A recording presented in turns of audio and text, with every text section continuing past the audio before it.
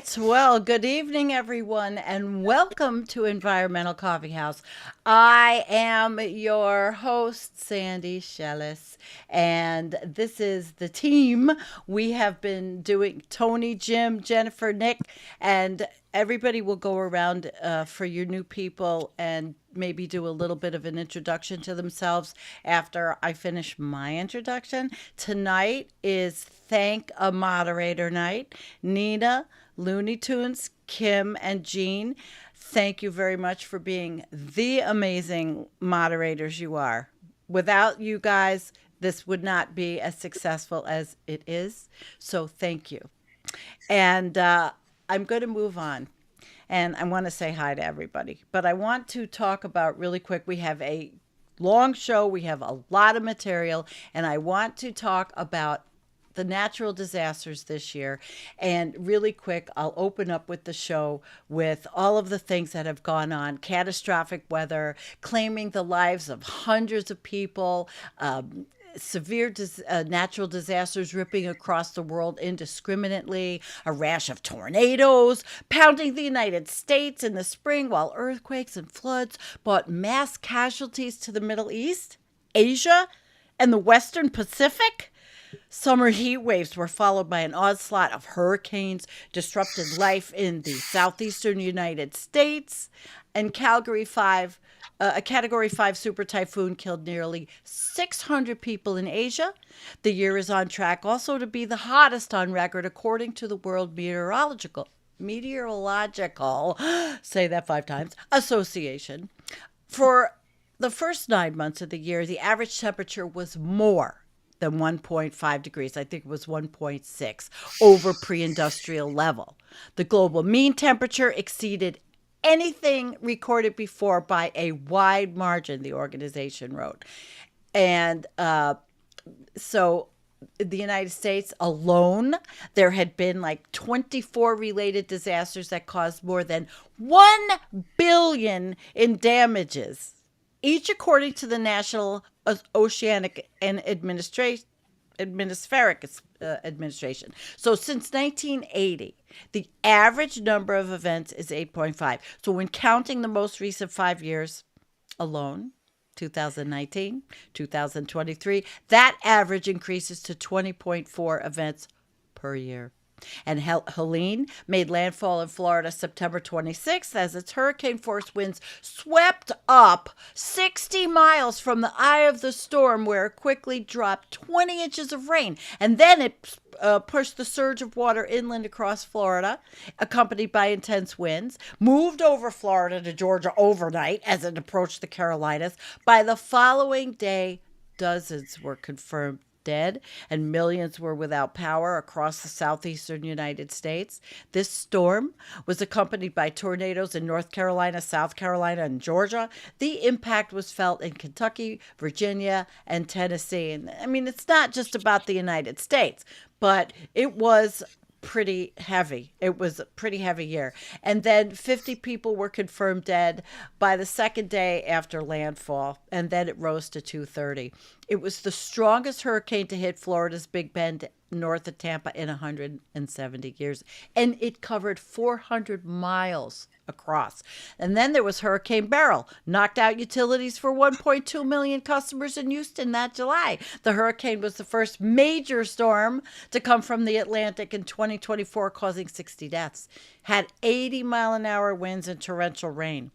18 named storms, including 11 hurricanes, marked an active hurricane season. So an average season seems like 14, sees 14 storms and 7 hurricanes. So 5 of the hurricanes were in 2024 were measured Category 3. And then one of the most deadliest natural disasters took place in Afghanistan and Pakistan in May, when flash flooding killed more than 300 people.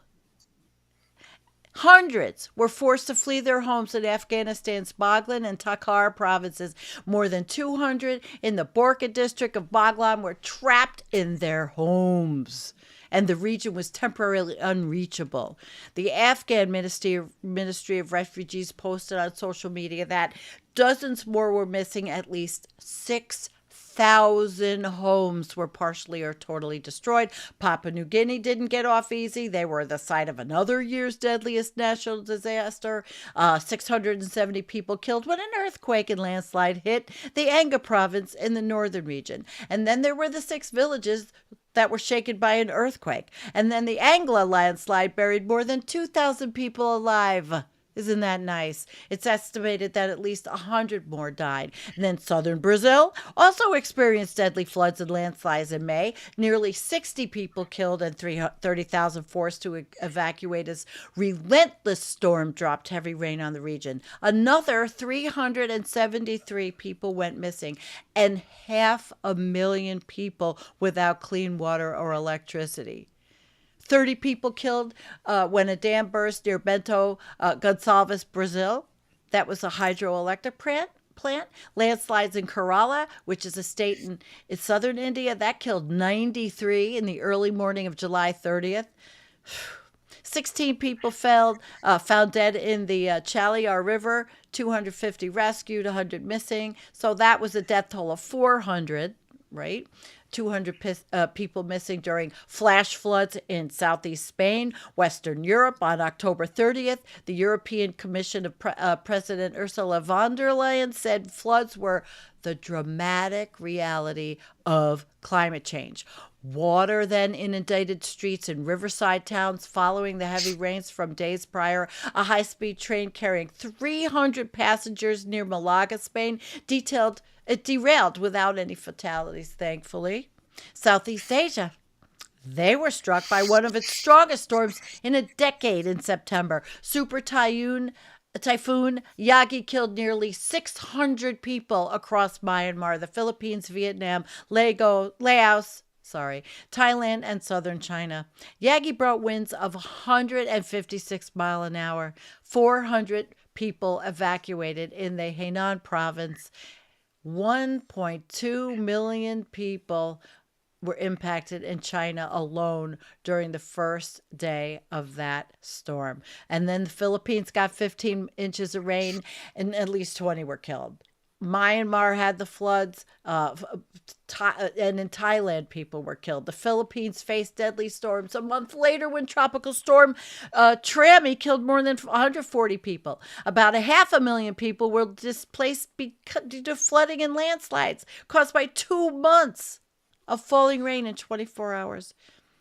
It snowed in all 50 states, U.S. last winter. But anyway... And then 4 people died in the storm system, including 2 in tornadoes.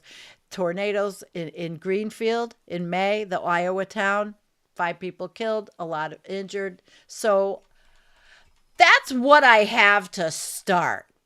But the team will take over. Tony, Jim, Jennifer, and Nick, we have presentations. We have a lot of information out there for you. I was just giving you a little, whetting your appetite for what's coming. Okay?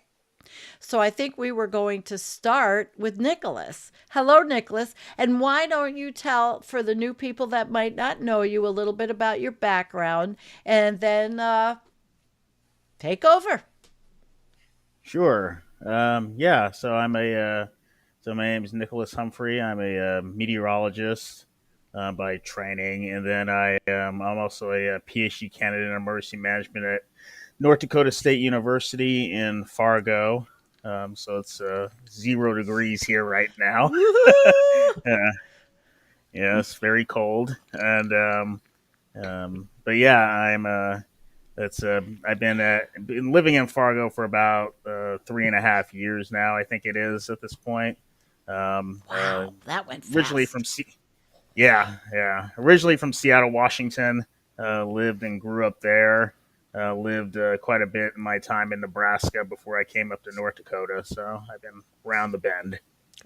All right, round the bend. And so what would you like to talk about tonight? And by the way, people out there, we have been doing the State of the Planet together, this team, since 2018. I'm pretty sure we did our first one in 2018. This team has stayed together. We love each other. We are best friends. I just had to say that. Okay, Nick, go for it. Do you Yeah, no want problem. do you want me to pull up the article or not? That's up to you. You can pull up the article. You just have it Okay. All sit right. there. I have some notes and stuff that I was going Okay. to refer to. Then let's get going. All right. So yeah, yeah. There we There go. we go. So yeah, the United Nations Convention to Combat Desertification had a COP, a Conference of the Parties, earlier this month, discussing the issue of aridification, which is the long-term drying of land areas, and the effect that's being caused by global warming. And they issued a report indicating that three quarters of Earth's land areas have become approximately three quarters of Earth's land areas have become permanently drier, and that drying was observed over a 30-year period ending in 2020. So, according to the report, human-induced climate change has been the primary factor that's led to about 77.6% of land areas experiencing this permanent drying. And drylands, these areas that have high, what they call evapotranspiration, so evaporation of moisture, of water from the soils, and loss of water from plants. These drylands have expanded by about 4.3 million square kilometers, or about 1.66 million square miles worldwide. That's an area that's one third larger than India's land area. So, pretty dramatic shift in the amount of areas that have become drylands. And aridification, this permanent dryness, is different from drought. So, drought is a temporary decrease in rainfall, leading to drying of soil and hydrological sources like rivers and streams and lakes and reservoirs. The droughts have a beginning and an end. Long term drying, this aridification, permanently changes the land and shifts areas from non drylands to drylands. And the long term drying can lead to substantial changes in ecosystems and for plants, animals, and obviously how people live. So right now, the report indicated that drylands now cover nearly 41% of global lands, excluding Antarctica. So, and on the current global warming trajectory, another 3% of the world's humid areas are expected to transform into drylands by the end of the century. So, you have a lot of people being affected by this dryland growth. So, right now, about 2.3 billion people on the planet live in areas considered to be drylands, compared to 1.2 billion people in 1990. And nearly a third of humans live in drylands compared to a fifth of the population in 1990. And half of the world's dryland population lives primarily in Africa and Asia.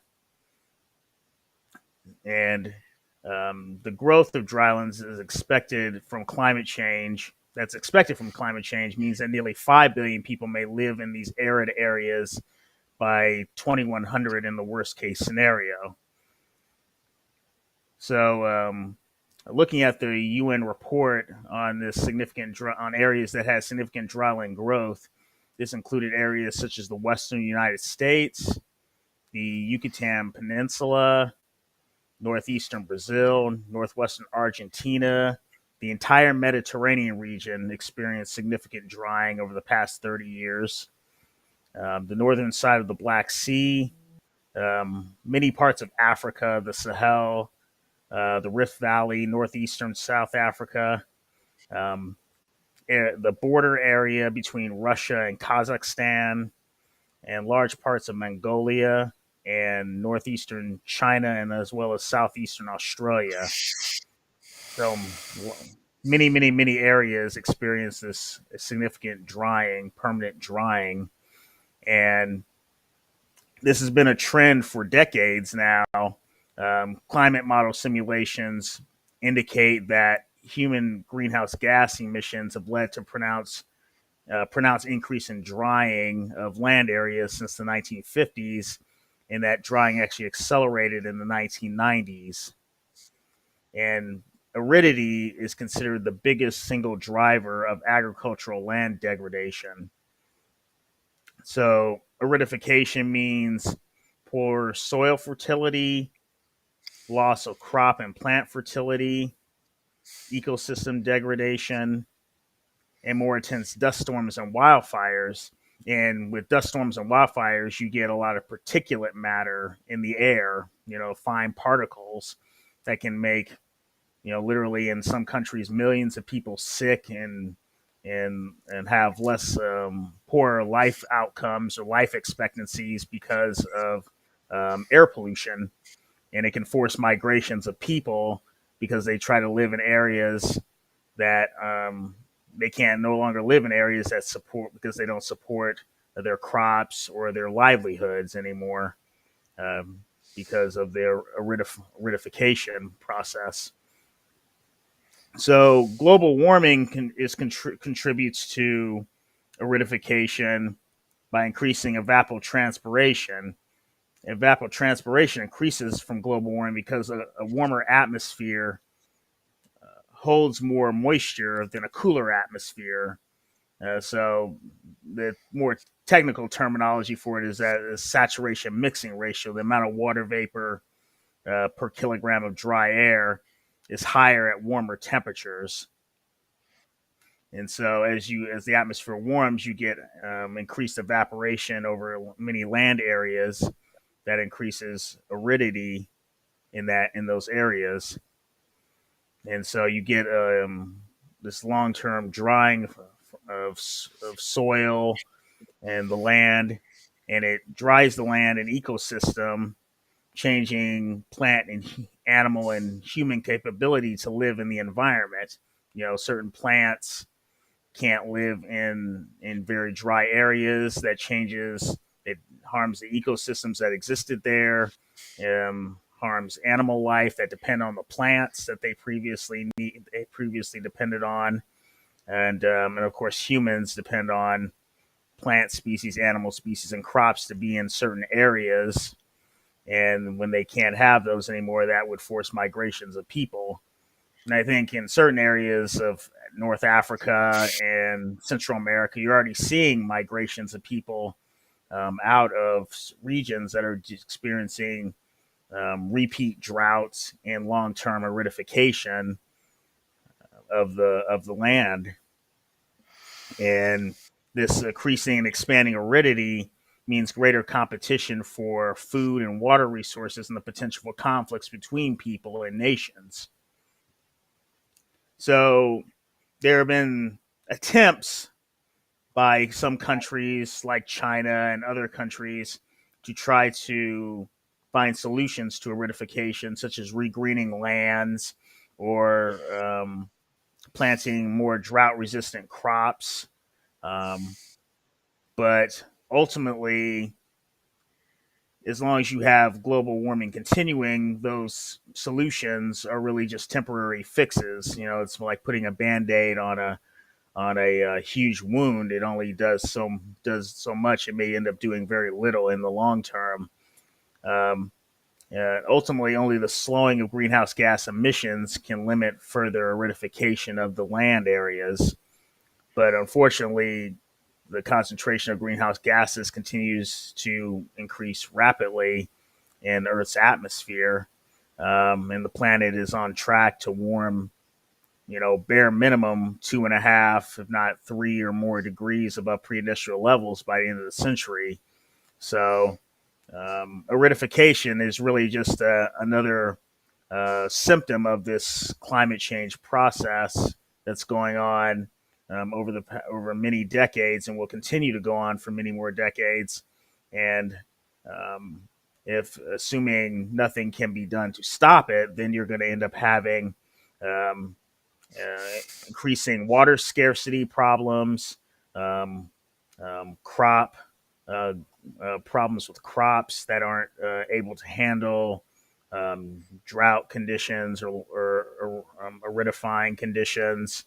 You're going to have increased conflict between people for those resources of food and water, and migration of people into other areas that are still more favorable climatically, but there's going to produce conflicts as well between migrants and people that are already living in those areas.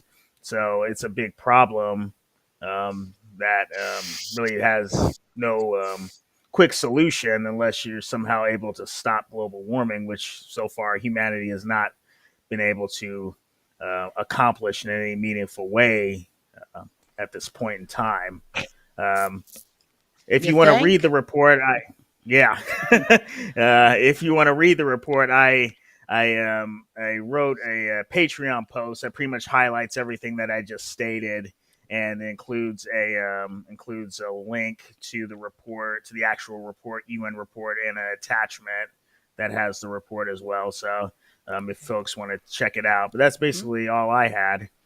Well, that's a lot. I mean, we had drought conditions here and people don't realize it. They don't understand it because they're not used to it.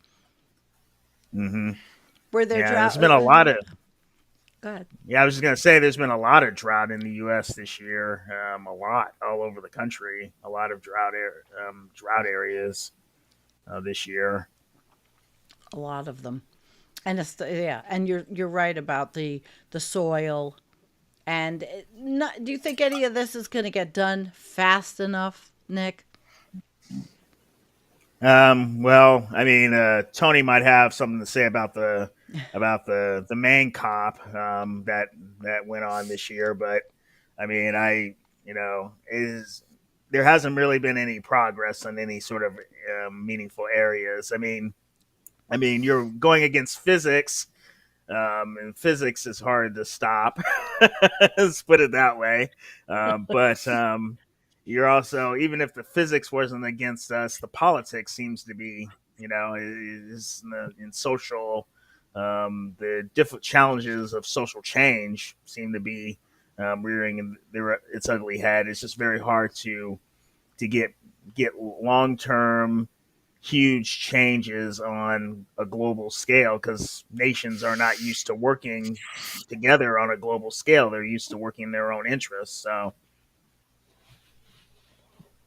Very true.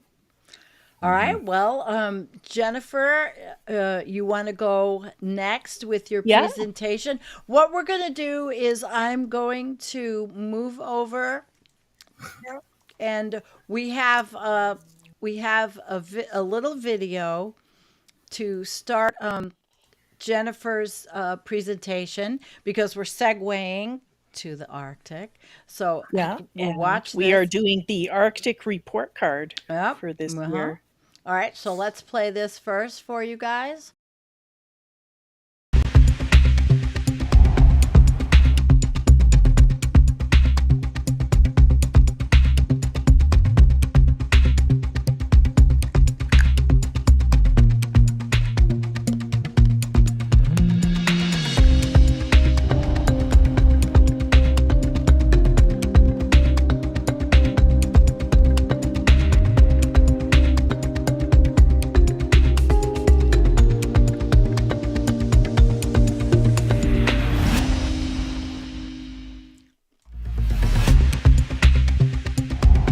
All right.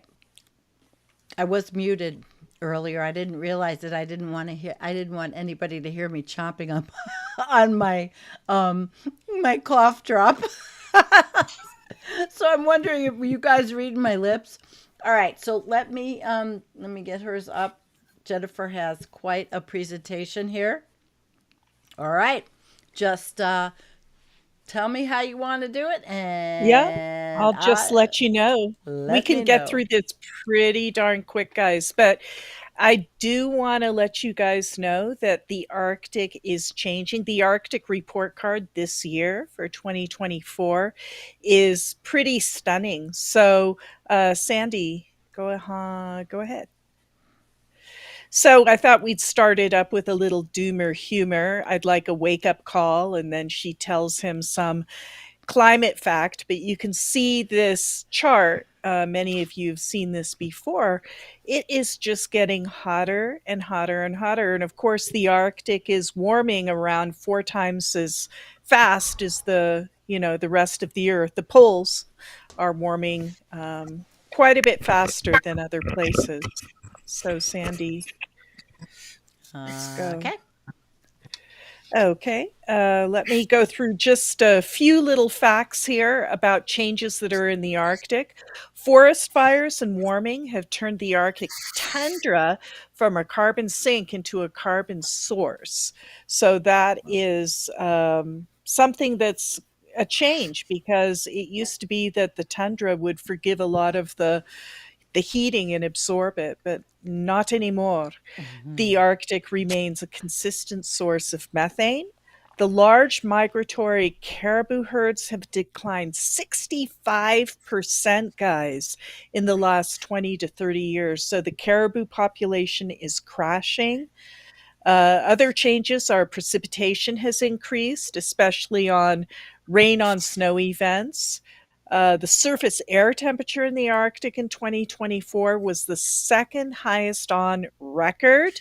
The amount of snow in winter in 2023 and 2024 was above average in both the Eurasian and the North American Arctic. So that's what another thing that they're noticing is there's a lot more precipitation and snowfall happening in the Arctic rather than what there used to be. And despite above average snowfall, the snow season in parts of central and eastern Arctic was the shortest in 26 years. The snowmelt in the Arctic starts 1 to 2 weeks earlier in May and June than in the past. And the greenness of the tundra, which is a measure of the expanding shrub cover due to warming, reached the second highest value in the 25-year satellite record. And last, 18 of the lowest sea ice extent minima in September occurred in the last 18 years. Fancy that. Do you see a trend there, guys? I bet you do. So, Sandy, let's go ahead to the next slide. So, one thing I want to show you guys is how things are really stacking up in the Arctic in the surface temperature. So, we are currently the second warmest on record in the Arctic. And you can see that we are above the average all the way across. So, Sandy, let's go ahead, go to the next slide, please. Now, the summer minimum sea ice extent, comparing it to 1979 to 2024, it is crashing. So, sea ice is getting less and less, as is the volume, which is the thickness. So, both things are getting smaller, not surprising with all the hot temperatures that we've been seeing, but you can see how the minimum sea ice extent is comparing to previous times, and it's lower. Not that surprising. Sandy, let's go to the next slide. So at this point, and I mean, not to read too much into it or anything, but Sandy, if you can see that little red line right on the right hand side that just is popping out of it. So we are definitely at the lowest sea ice extent for this time of year, for this date ever. And, it's how much can you read into a trend like this? We'll see. We'll see if that continues, but it does continue to be very low. So that's just something to keep an eye on. Let's go to the next. And here you can see in the last 3 months going into October, November, December, 2024 is yellow, and we are at the record low compared to this 3 month period in compared to other time periods, the 80s, 2000, 2010, etc. Yes, Sandy. And again, we're popping out. So you can see this is a full year, and You can see all the past years, all the little squiggly lines. We are the red year. We are again popping out. So you can see we are at record low sea ice extent for this time of year. Never been this low before. I mean, again, it's just that little nubby sticking out, but still, it could be setting a new trend there. So let's go to the next slide. This is just a quick run through the Arctic. Now, one thing that has changed, the tundra has long helped to cool the earth. Now it's fueling warming. The tundra is falling apart in the Arctic. And of course, the tundra is full of methane. And I have a little picture here of a pingo. If you look at the upper right, so that little mountain up there, that there thing, that's a pingo. What's a pingo? It's an ice-filled mountain that has it's full of, methane and other things that are kind of making it swell. Pingos can explode, as we have seen in the past. But tundra is something that is now emitting more greenhouse gases than it is absorbing. And we always knew that we would get to this point, but it is now happening that the tundra is no longer a carbon sink, it is a carbon source. Thank you, Sandy.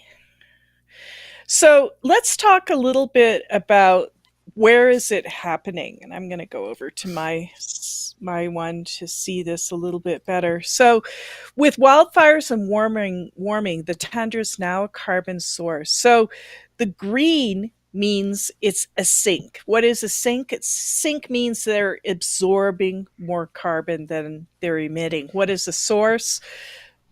It's a source of carbon because it's not absorbing it anymore. Take a look and see the purple. That's where the tundra is emitting more carbon gases than it is soaking in. So it's along the north, and you can see it is sprinkled with these little purple dots. Those little purple dots all around the perimeter of this map are fires, and that is what ends up happening. Tundra is very flammable. It's full of rich things to burn. And of course, when fires hit the tundra, it increases the warming in general. So, Sandy, let's go on to the next slide. I'm just kind of zipping on. So, another thing that is happening, guys, is the caribou are at risk. And these are some pictures of the crashing. The warmer temperatures impact caribou movements and survival through direct summer heat and changes in winter snow and ice conditions with regional variations in population declines and recoveries. The Arctic migratory tundra caribou populations have declined by 65% over the last 2 or 3 decades.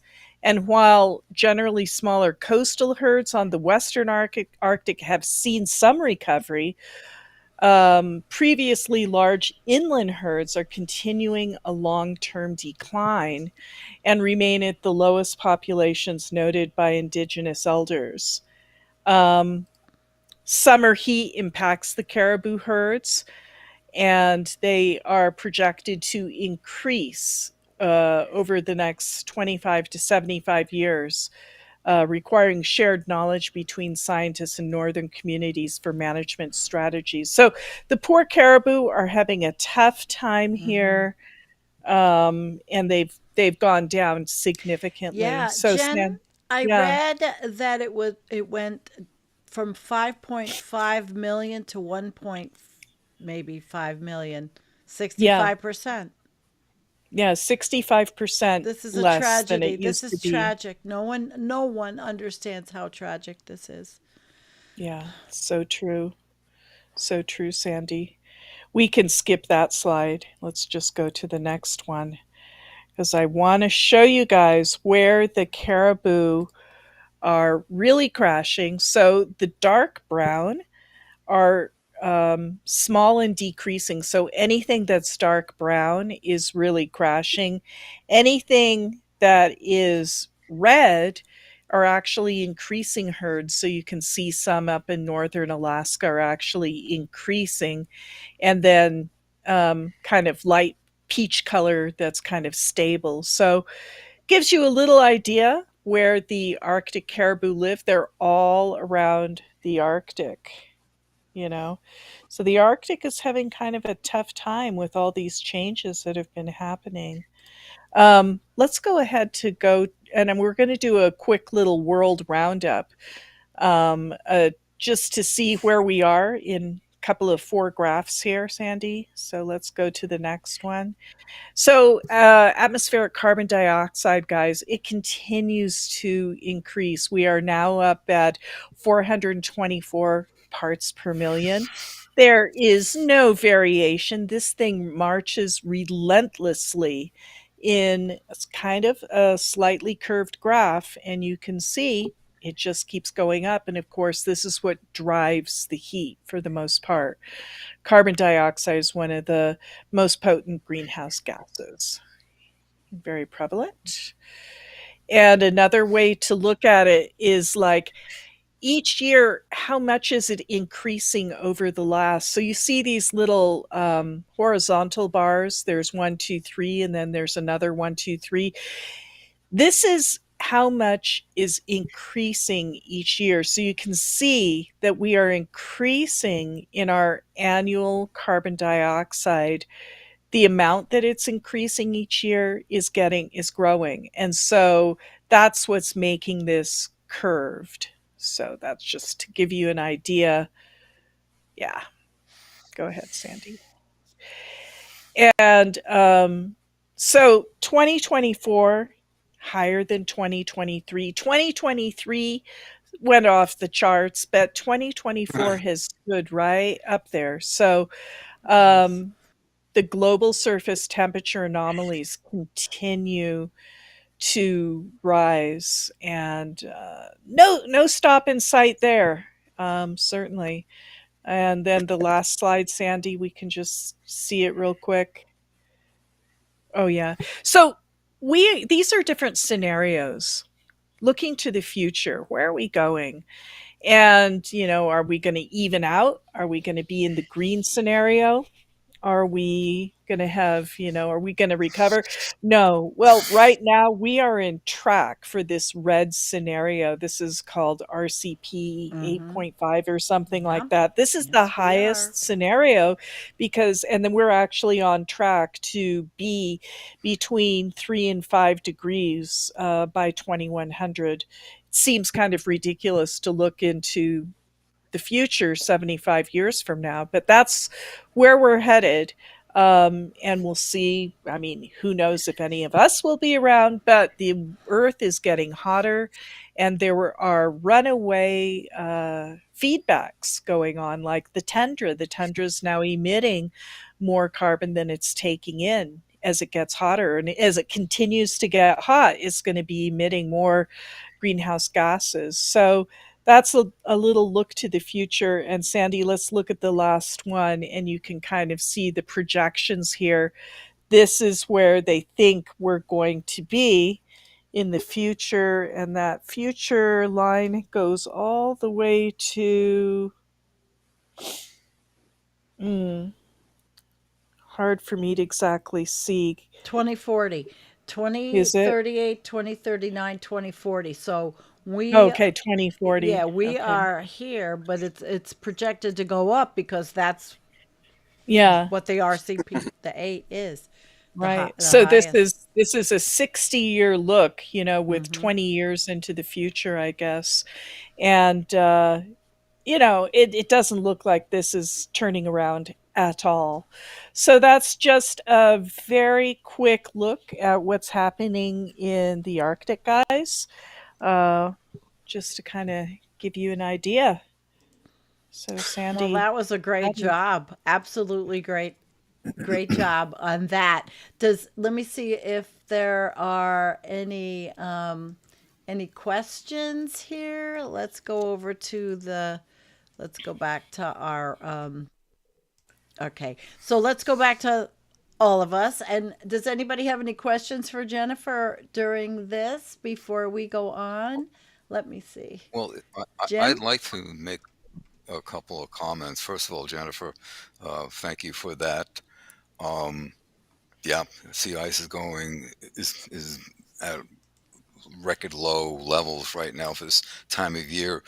But there are major changes in the Arctic. You mentioned there's going to be more precipitation. That's all true, but it's the type of precipitation. The projections are that by 2100, snow will be a thing of the past in the Arctic. It will never snow again. Oh my And God. what's happening now is we're seeing more and more freezing rain events.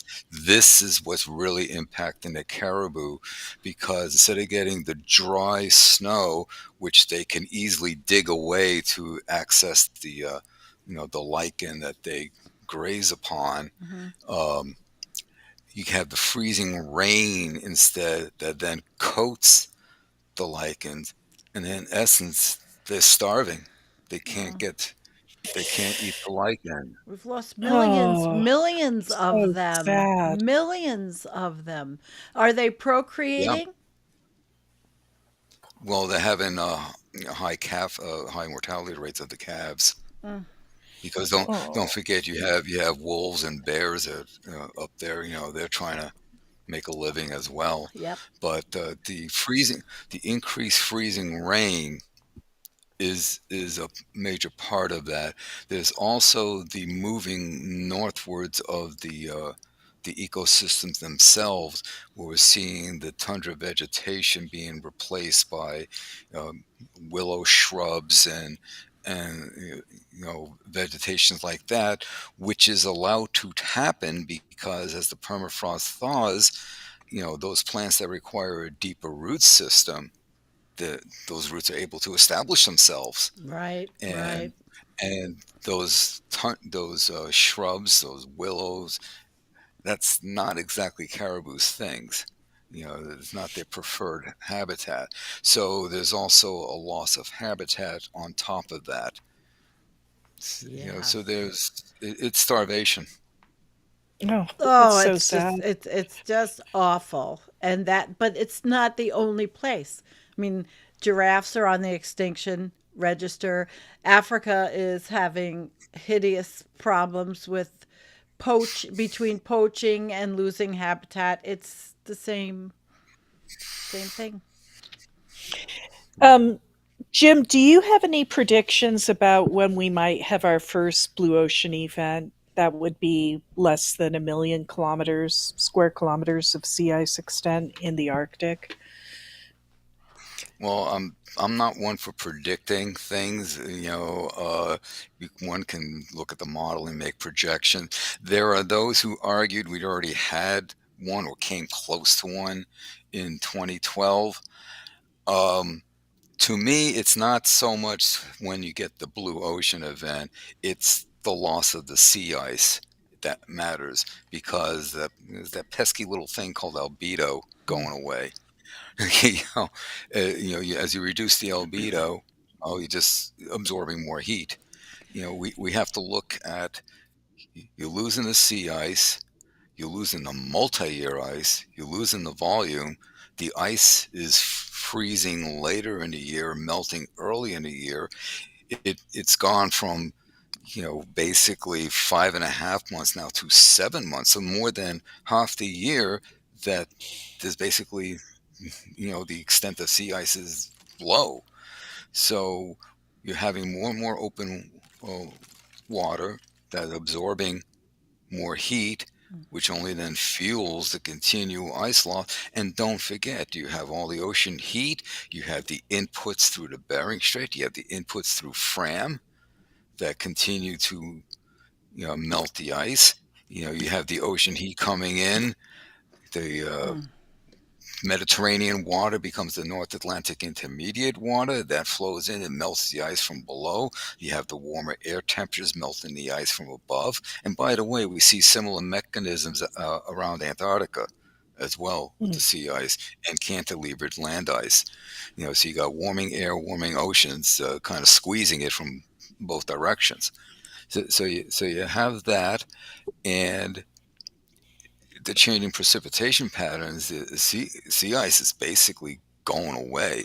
I mean, there's very, very little multi-year ice of 3 or 4 years of age or older remaining, pretty much around the northwestern edge of Greenland in the Nares Strait is pretty much the last vestige. You go through the Canadian archipelago. That's pretty much the last vestige of multi-year ice. So Mhm. It's a this is very like, troubling trend. yeah, this is about the worst Arctic report card I've read. Yeah, when as Jennifer is going through, and thank you, Jennifer, for that incredible presentation, that snapshot of what's happening up north. I couldn't help but think, really, not just about the danger that the sea ice is in, but also the terrestrial ice in the Arctic.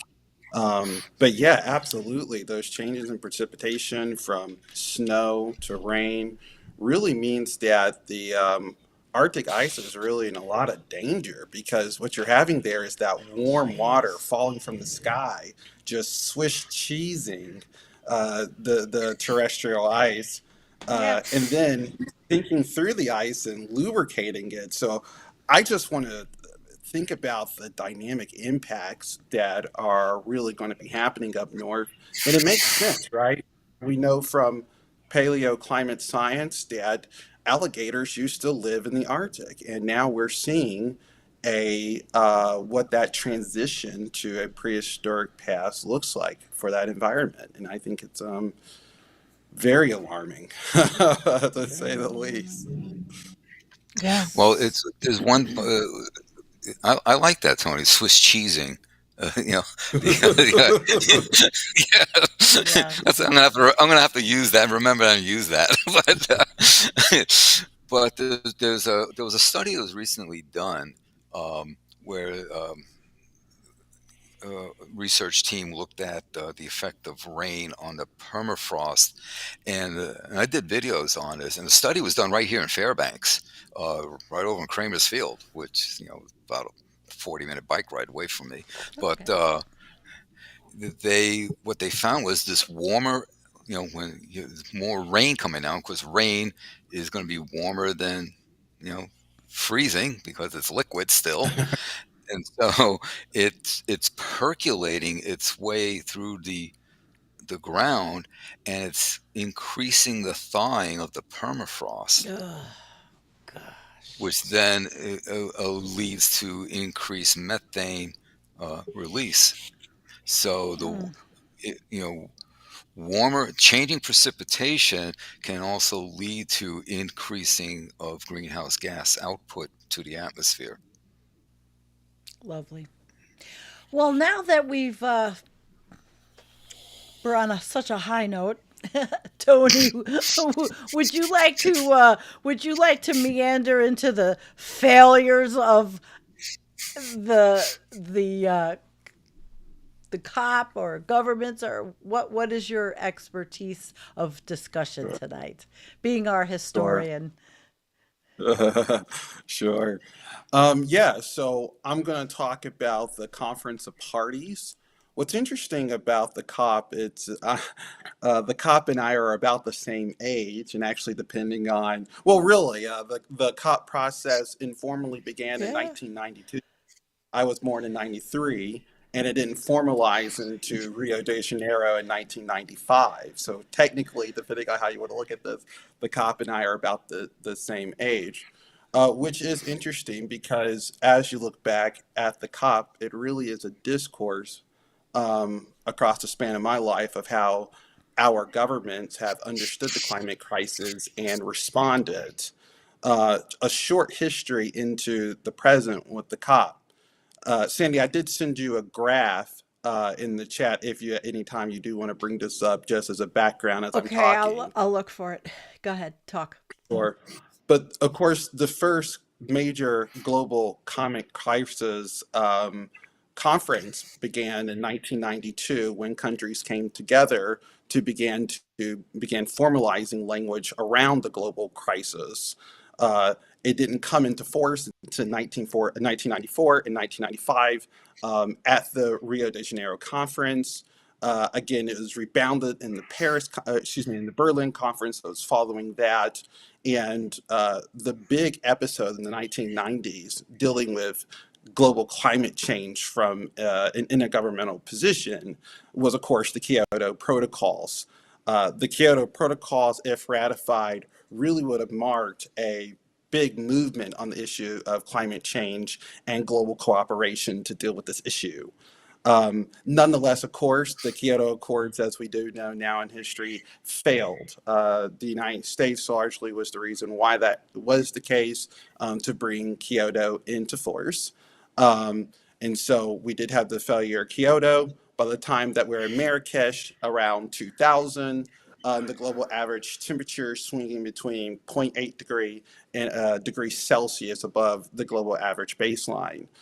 So we're steadily moving up in temperature, we're steadily moving up in carbon dioxide emission, and we're also steadily industrializing around the world at this time as well.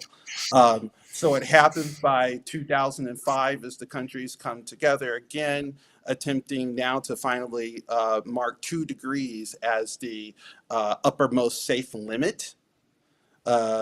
2009, the failure of the conference, the Copenhagen conference, was a major landmark failure in our progress to deal with climate change and to finally get a binding resolution, or what would eventually be in the Paris pledges, national commitments to do something about climate change in terms of reducing carbon dioxide emission on a national level.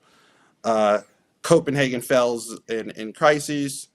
And out of that eventually spawns the 2015 Paris Accord, which is, of course, the landmark accord where countries do come together to understand that 2 degrees is the uppermost limit, 1.5 degrees is the aspirational goal, with countries committing to reduce carbon dioxide emissions in line with those goals, respectively.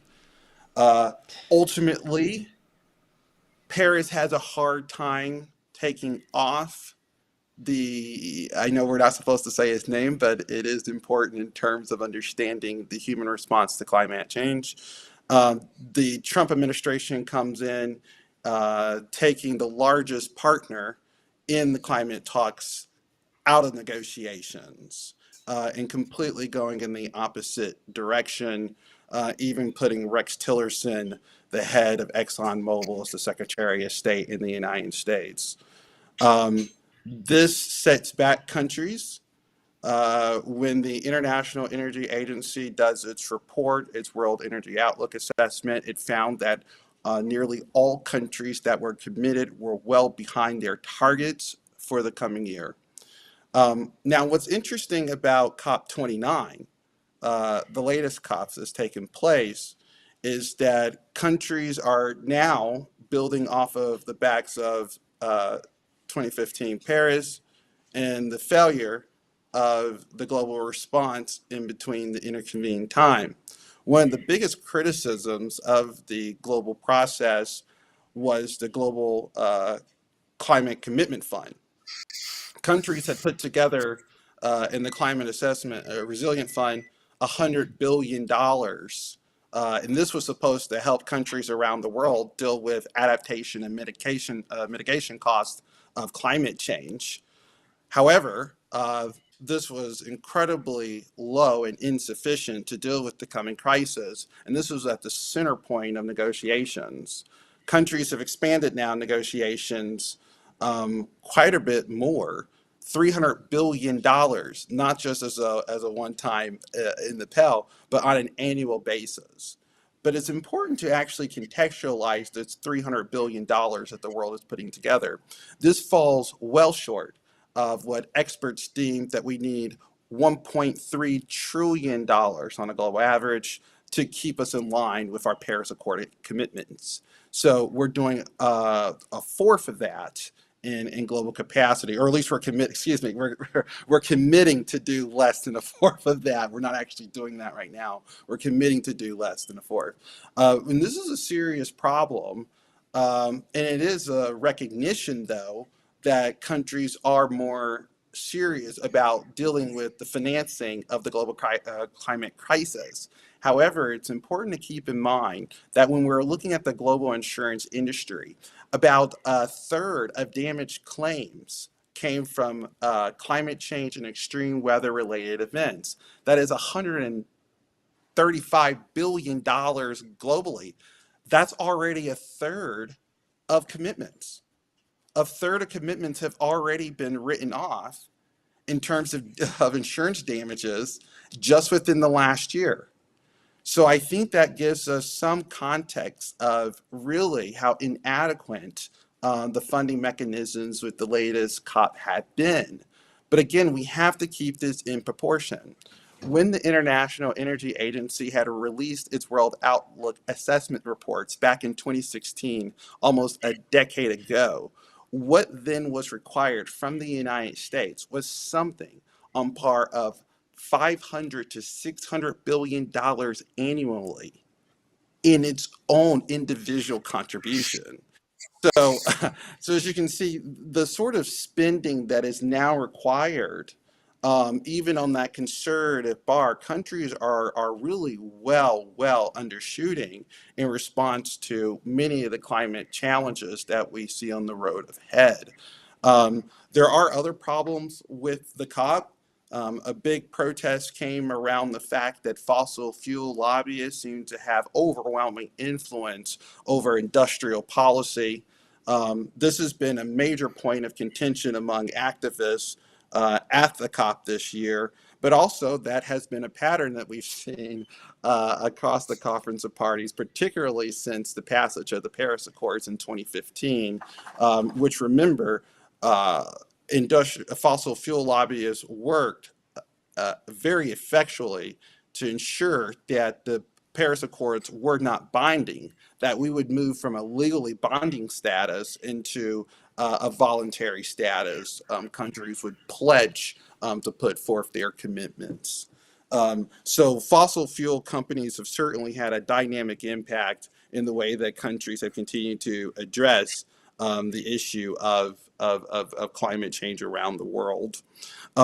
Another big part of the financing mechanisms, I don't know if you think this is positive or not, I'm someone who's a little bit more pessimistic, is the finalization of incorporating carbon capture and trade mechanisms into to the Conference of Parties process. So what countries will do is start doing robust cap and trade programs. Unfortunately, this is coming almost 30 years too late. The data out on this has been pretty conclusive from my opinion, and that is that cap and trade programs are almost completely ineffectual in terms of reducing carbon dioxide emission. So the fact that this is going to be a centerpiece in the financing mechanism to deal with climate change seems to be very, well, I would approach it with extreme skepticism, to say the very least. Another part of the Conference of Parties, huge label topic here, was the dependency on fossil fuels. Just as Jennifer showed that in terms of global average temperature, there seems to be no slowing down. There too seems to be no slowing down in the dependency of fossil fuels around the world. Yes, it is true that alternative energies are making a larger share of the pie, but as populations continue to grow, and as those populations continue to industrialize, and as they become increasingly more affluenzic, what that means is we have higher demands for all energies available. And so we're actually starting to see that. Cindy, I see you wanting to ask a question. Is affluenzic a sickness? Because it sounds like it is, doesn't it? It does. It sounds like these. It is. All right, that's all. I'm sorry. So yeah, affluent populations are not just industrialized populations, but they tend to be highly materialistic and they consume a lot more on average.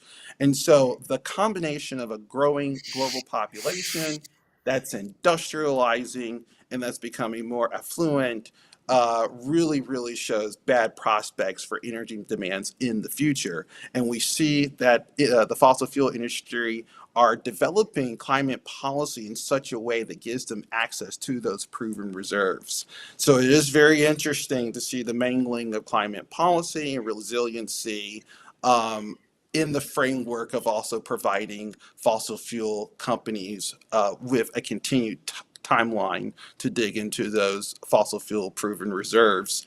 And this has made policy around climate mostly toothless. And this has been a concern of many of the activists, therefore, at the climate accords. Of course, again, the latest report shows that almost all countries continue to fail to meet their Paris Accord commitments starting in 2015, even after the reinitialized Yeah. starting points. You think? Um, Yeah. so finally, the last part of the uh, COP was the assessment of doubling down on commitments. Although I think on an average, on a yearly basis, we've almost crossed that 1.5 degree threshold. Certainly, we have done this multiple times throughout the monthly averages this year, last year, and years ahead. So it's interesting if how serious countries are in terms of keeping us to that aspirational goal, but that still seemed to be a point of optimism at the Conference of Parties, the ability that we can keep global average temperature, if we're really serious, to that aspirational 1.5 degree. But more seriously, I think countries are realizing that we're going to have to live with a world probably 2 degrees C or warmer. It looks like it. I would like to do the first flush of the meeting. And I think honestly we should flush COP right down. Goodbye, cop. I don't think they do we think that they have any relevance in the big picture except for a big trade show for all the carbon capture companies. Goodbye.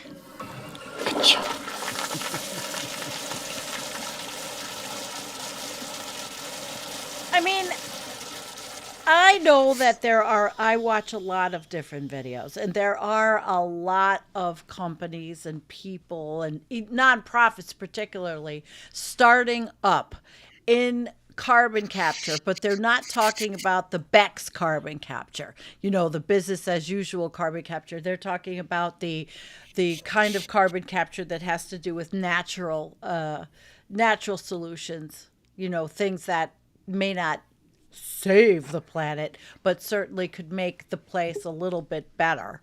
I've been watching for those kind of people, and I'm finding them, but I don't know if they were the people that were at the trade show at the Council of the Parties. We'd have to ask Paul Beckwith. Yeah.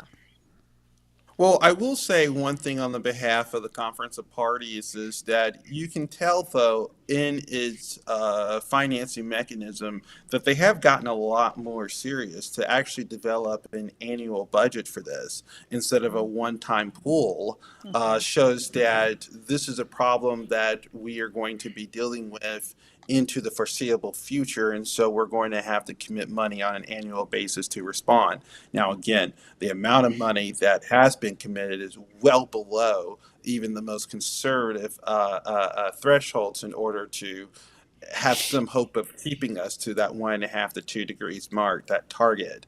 So it is some progress in realizing it's not $300 billion altogether; it's $300 billion on an annual spending basis.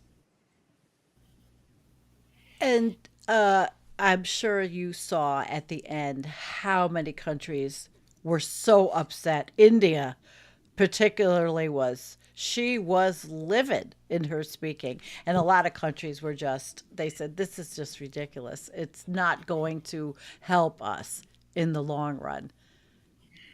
Well, like I said, in proportion, Yeah. it's really not a response. The U.S.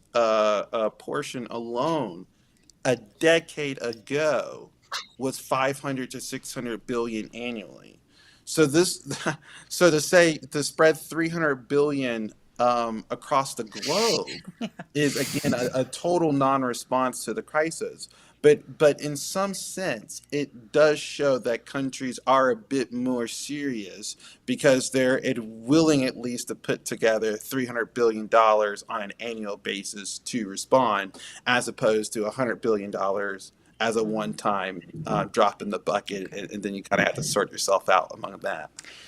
How do you see the United States responding post January 20th, 2025?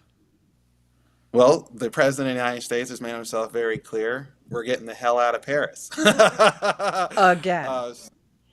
Again, round two. So this is very scary. And what I thought was very interesting about this is that Elon Musk, and I don't mean to name drop, but I think it's very important for Americans to understand his role here and global citizens. That Elon Musk is hyper aware of the climate crisis. In fact, he has spoken at length about how worried and personally concerned he is that the climate crisis is absolutely existential, and it's not existential for some far off time in the future, but of course this century for people living today. That's Elon Musk's opinion. Now, what's interesting here is look at his approach now that he has, well, proxy control of the levers of the American government. What he wants to do is actually defang, divest, and dismantle all of the institutions that are absolutely necessary to help humanity respond to this crisis. Yeah. And what's worse about this? What's worse about this? And again, this is not just for the Americans. This is for the rest of the world. The data that comes out of NASA, the data that comes out of NOAA, and the national laboratories of science around this country are first and foremost, they're premier. So to take the United States offline this way is really going to critically damage the advance of climate knowledge around the world at a time that we most desperately need it. Dr. James White, he's the former director of the Alpine Arctic Research Center there at Colorado Boulder, was talking about in 2018 the necessity of having an advanced warming system for regions that would undergo drastic climate shifts, something between 4 and 10 degrees Celsius within a decade. He was talking robustly about the need to fund those type of programs. Now, imagine moving in the exact opposite of that. The systems that we have today that track methane emission into the atmosphere, or carbon dioxide emission into the atmosphere, or various amounts of precipitation, whatever it might be, taking a lot of that data offline or pushing it behind paywalls, making it almost impossible to access. That's the future that we're talking about post January 21. It's terrifying. Even though we know that we were already in trouble. I mean, we are now I guess exponentially, Jennifer, to quote the word we like to use, exponentially. And I don't mean to laugh because really, if I didn't laugh, I would be crying. You cry, sure, And I absolutely. already do. I mean, nobody knows what goes on behind closed doors, but it's just a tough one. Let me see if there's anybody with any questions, and then we're going to move on to the oceans, of course. I think there was Robert. Okay. Has the surge of solar panels and wind power had any real effect, One Living World, on our energy? Moderate, well, marginal, excuse me, marginal. Because what's happening is that what people have to understand is the total amount of energy that we're using and energy intensity are increasing. So it's not like we're dealing with the same share of energy demand and we just have to swap that share over to alternative energies. what's happening is that we're finding more ways to use energy, and we're using energy more intensely. And so I think what the rest of the world needs to realize is that, yeah, we absolutely are going through a solar boom. We are actually seeing wind turbines come online, Hmm. but this was well predicted by the Energy Agency almost a decade ago. Was that we were going to see a robust, kind of what Obama said, all of above approach.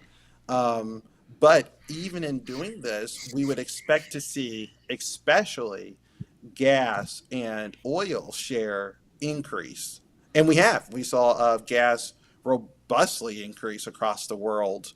And it looks like it's going to be a competitive energy well after 2050. Well, after we are, Old toast. Sure. yeah, can't breathe, or we all look like Dubai. I don't know. Yeah. I don't know if we're going to go backwards that way. I mean, we would like to see those countries solve some of the issues that they have, which are pretty heavy, pretty heavy. All right, let's see. Can Does I make and a quick comment? Of course. Yeah, I was just gonna say on the spending issue, spending money for climate adaptation, resilience.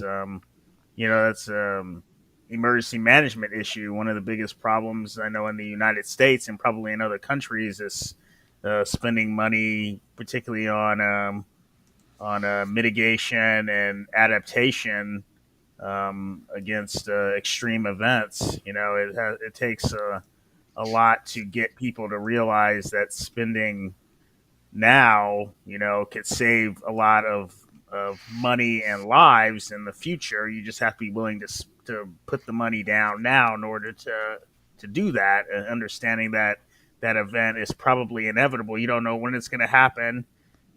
These events could get worse, or it could happen, next year or 20 or 30 or 50 years from now. But putting the money down now will could guarantee a lot less harm is done when that event happens. And the thing about climate change is that we all know it's going to get worse. Yeah. We all know it's going to get worse. So, putting the money down annually, not just a few hundred billion, but yes, the trillion plus dollars needed to secure and help, particularly developing nations with their climate adaptation and resilience efforts is necessary because, whether the United States, for example, the United States likes it or not, um, if disasters are getting worse in these developing countries, where are these people going to end up going when, for example, aridification I talked about earlier, or sea level rise is another issue in many Oh countries. Where yeah. these people are going to go? They're going to go to neighboring countries, or they're going to come even to the United States, and we're going to have to deal with them.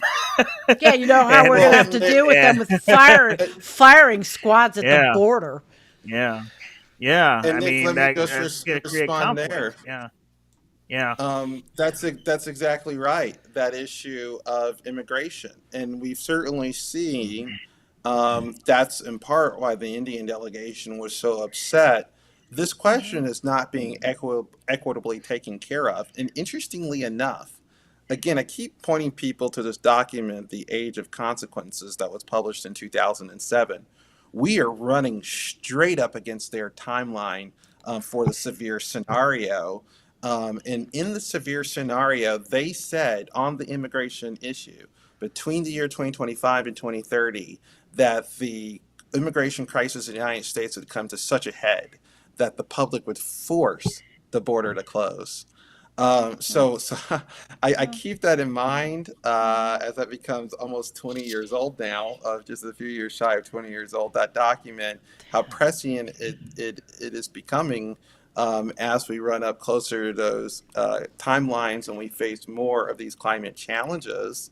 That's how we're going to probably end up dealing with the climate crisis. You see it in the incoming administration. And he got widespread popular support on actually both sides of the aisle in the United States on this issue of dealing with the immigration crises. And now they're threatening to deport um, 11 Millions. to 20 million people. Oh my God. So, so what we are seeing is exactly as policy and analysts were speculating almost 2 decades ago, that as the climate crisis continues, it would act as a catalyst to many of the social crises already happening in our societies, making them much worse and aggravating them to the point of spillover. So this is an interesting intersection that we're watching between immigration and climate. It was the Tony, one of our people want you to age repeat of the name of that consequences. document. Um, Yes, the age of consequences. Yes, and that okay. was made by the Center of International and Strategic Studies, I'll put a 2007. link in it. I'll put a link in the show notes after the show notes. I mean after the show. Okay. All right. So oops. Okay. Let's move on. I think are we ready to move on to the oceans? What do you think, guys? Ready? Jim, are We're you ready to move on to the we're oceans. ready to move on to the oceans. That's going to be fun. Okay, hang on. We're going to move to the oceans. Before Yes, before. Go ahead. someone posted a question that I would like to address before we Okay. move on to what I've got here. And the question was, um, if they wanted to know if I thought that an AMOC slowing will cool the planet or be more localized. And if one were to look at the proxy data that we have, the indications was that in the past, it definitely led to hemispheric cooling, a slowdown AMOC, but the southern hemisphere tended to warm up. This is, historically in the past. Today, the situation is different. My looking at the data and the ocean heat content, which I will be talking about in a bit, is that it's going to be the cooling will be more localized. It will be more localized to, the Scandinavian region, the UK region, Northern Europe, that whole northern Atlantic area. However, there are other implications that result from a slowing of the AMOC, and that is what it does not only to the heat distribution, but it can impact, for example, the positioning of the intertropical convergence zone, the ITCZ, and which would then impact precipitation patterns around the planet. So there are those implications. The reason why I say that I think it's going to be more localized is because of the huge amount of ocean heat that's present.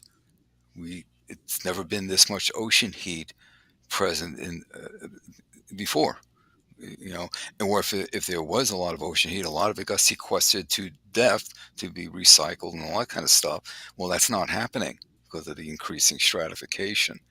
So, and the other main thing that is of concern, and we've discussed this many times before, Sandy, is that if you have a slowdown of the deep water formation, the North Atlantic deep water does not form as well, does not flow as well, and that the upwelling that typically now takes place in the Antarctic divergence zone, that upwelling of the North Atlantic deep water, that brings nutrients, which then fuels Mm-hmm. the the Southern Ocean ecosystem.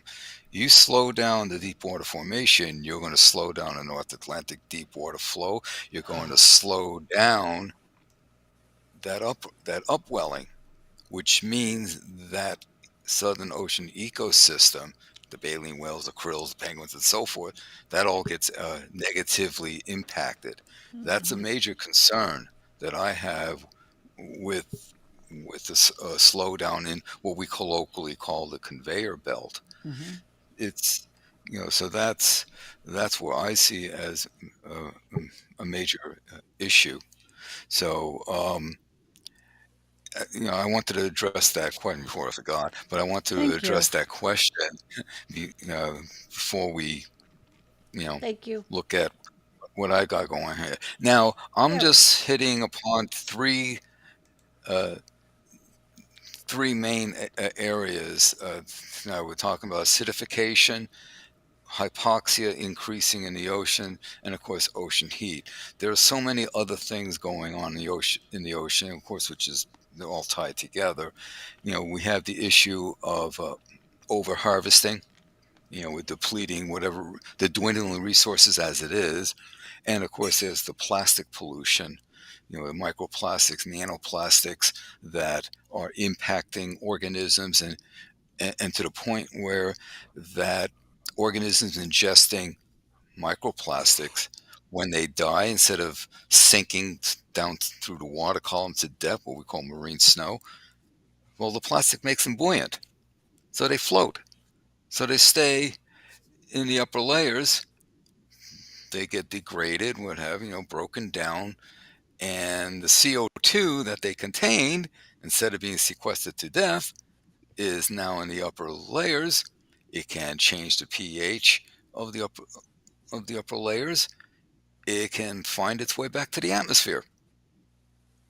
So there's another issue to this whole microplastic uh, problem, in that it can impact, basically mess up the carbon budget and the carbon cycle, and lead to increasing CO2 in the atmosphere. In addition to, when the oceans stratify, that heat, instead of being sequestered to death, leads to increased sea surface temperatures and can outgas back to the atmosphere, further warming the atmosphere.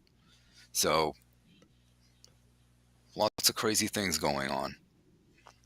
So anyway, I'll start off with the acidification, and basically I'm featuring a paper and I reference it a few slides down later on, a paper that looked at the problem of acidification in the Gulf of Mexico. And when you hear statements such as the oceans are acidifying, the oxygen levels are decreasing, when you hear these general statements, keep in mind that it's often numerous research being done at specific locations, looking at a problem in a specific location, and then you gather all that information, all that research, to paint a larger picture of what's going on in the ocean. So these folks here looked at acidification in the Gulf of Mexico. Well, there are other studies that looked at acidification off the eastern seaboard, off the Pacific Northwest. Same thing with hypoxic uh, situation. And you take the research done in XYZ and everywhere else, and you put it all together, and you can then say things like, overall, the pH of the ocean is decreasing. Overall, the oxygen level in the ocean is decreasing. But keep in mind, it's the contribution of these specific research from all these research teams out there that contribute to our overall knowledge. So I just wanted to put that out there. So to start this off, this is the abstract. Coastal waters often experience enhanced ocean acidification due to the combined effects of climate change and regional biological and anthropogenic activities. Through reconstructing summertime bottom pH in the northern Gulf of Mexico from 1986 to 2019, we demonstrated that eutrophication fueled respiration dominated bottom pH changes on intra-seasonal and interannual timescales, resulting in recurring acidification coinciding with hypoxia. Keep that in mind. However, the multi-decadal acidification trend was principally driven by rising atmospheric CO2 and ocean warming, with more acidified and less buffered hypoxic waters exhibiting a higher rate of pH decline. The cumulative effect of climate-driven decrease in pH baseline is projected to become more significant over time, while the potential eutrophication-induced seasonal, that's the key difference, seasonal exacerbation of acidification may lessen with decreasing oxygen availability resulting from ocean warming. Remember, as water temperatures increase, gas solubility decreases, so the concentration of gases decrease. When warming the oceans, you're going to have less oxygen, less whatever your gas species you're looking at, the concentration is going to decrease.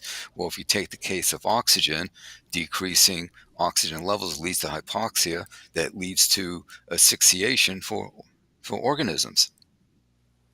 So that is a contributor to mass extinction events, or at least major die-offs that take place in the ocean. So the next slide is basically a plain language summary. It basically says the same thing. Eutrophication impacts the pH seasonally, but long-term trends, it's increasing CO2 in the atmosphere from burning a fossil fuel, the introduction of the CO2 into the water, which then acidifies the water. And where you have hypoxic conditions, the pH is even worse as far as the decrease. That's basically what the plain language summary is about. So, the key points here: rising atmospheric CO2, ocean warming drive decadal decline in pH baseline. Eutrophication exacerbates summer acidification. Less buffered hypoxic bottom water showed a higher decadal acidification rate than non-hypoxic waters. Now, when they refer to buffering, they're referring to basically how many like hydroxide ions are available to combine with technically what's called a hydronium ion. The hydronium ion is a combination of a water molecule and a proton. So you have H3O with a positive charge, and a hydroxide ion with a negative charge will then neutralize that. So less buffered means you have a less concentration of the hydroxide ions. So you have an excess of basically protons, hydronium ion. That's how we measure pH typically, because pH is, measuring the concentration of protons. So that's, what their key takeaways here. The next slide shows some important figures here.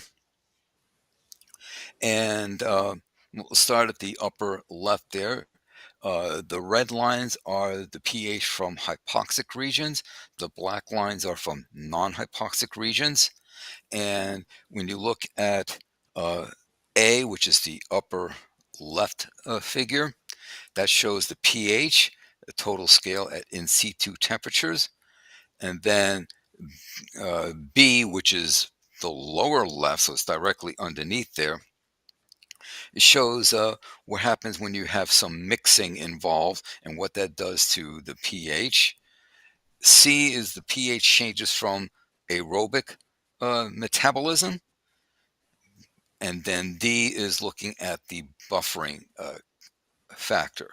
Now, the main thing when you look at this, if you look at the upper left panel, the overall pH, I draw your attention to the p-values given for the regression equation lines. You have for the hypoxic region, p less than 0.001. That tells us that the slope of the line is significantly different from 0, which means we have a trend. And the trend is the pH is decreasing. And we see also a trend is decreasing in also the non-hypoxic region. So this is overall, this is what they're using to say that the increase of CO2 from climate change is what's driving the decrease in pH. We see a significant slope, so we see a significant trend. When you look at panel C, the upper right, the p values, you have 0.755, 0.125. Those are non-significant results, meaning that the slope of the regression line is not significantly different from zero, meaning you have a flat line, so there's no relation, there's no trend. And panel C, we see two significant results. So again, we have a long-term trend. And then panel D, we only see a trend in the hypoxic region for the buffering or lack of buffering versus the non-hypoxic region. So these regression lines basically back up the key points that they are making in stating that the eutrophication might be seasonally visible, the signal, and it's more pronounced in non-hypoxic region, but overall ocean, at least the Gulf of Mexico, is acidifying. That's the take home. So the next slide, and you'll see it says the section discussing acidification is from this paper published in Geophysical Research Letters. Paper is called Multi-Decadal Coastal Acidification in the Northern Gulf of Mexico, driven by climate change and eutrophication. The authors are listed there, and there is the link there if you wanted to go and look at the paper yourself. This paper is not behind a paywall, so you should be able to access it. And what this figure is showing is the contributions of the different driving factors on decadal summer bottom water pH trends and now the upper panels are A and B, so upper left, upper right are the hypoxic region, and then C and D, lower left, lower right, non-hypoxic region. And the values of the delta pH reflect the area average pH changes relative to 1986 condition. So to use a 1986 as basically a baseline. And what they're saying is the long-term pH trends driven by different factors shown in panels A and C were one, atmospheric CO2 invasion, indicated by the black dots. So in other words, and you see it's a very strong uh, trend there. The p-value is well less than 0.001. In fact, that all the others were non-significant except for the atmospheric CO2. And without really belaboring the point too much, that's really the take-home message that they are presenting here, is that it's atmospheric CO2 that is being introduced from burning of fossil fuels.